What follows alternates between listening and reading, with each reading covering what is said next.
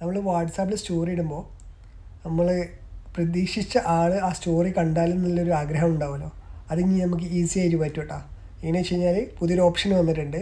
നമ്മൾ സ്റ്റോറി ഇടുമ്പോൾ അതിൻ്റെ കൂടെ നമുക്ക് ആരാണോ കാണേണ്ടത് ആളുടെ നെയിം ടാഗ് ചെയ്യാൻ പറ്റും. സോ നമ്മൾ അങ്ങനെ ടാഗ് ചെയ്തിട്ട് പോസ്റ്റ് ചെയ്ത് കഴിഞ്ഞാൽ അവർക്കൊരു നോട്ടിഫിക്കേഷൻ പോകും ഇയാൾ സ്റ്റോറി ഇട്ടിട്ടുണ്ടെന്നുള്ളത്.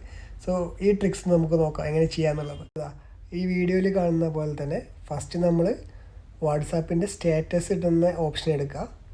എന്നിട്ട് ഏതെങ്കിലും ഒരു ഫോട്ടോ സെലക്ട് ചെയ്തതിന് ശേഷം നമ്മൾ ക്യാപ്ഷൻ സെക്ഷനിൽ നമ്മൾ ഈ ക്യാപ്ഷനെല്ലാം കൊടുക്കുമല്ലോ, ആ സെക്ഷനിൽ ജസ്റ്റ് അറ്റ് എന്നുള്ളൊരു സിമ്പലുണ്ട്.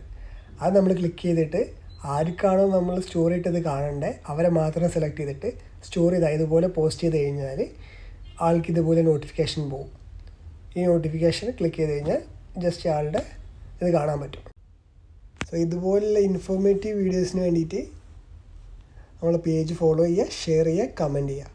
കമൻറ്റിൽ നമുക്ക് ഇനി അടുത്ത എങ്ങനത്തെ വീഡിയോസാണ് വേണ്ടതെന്നുള്ളത് നിങ്ങൾ കമൻറ്റ് ചെയ്ത് കഴിഞ്ഞാൽ അതിനനുസരിച്ചുള്ള വീഡിയോസ് ഞാൻ ഷെയർ ചെയ്യുന്നതായിരിക്കും. Okay, thank you.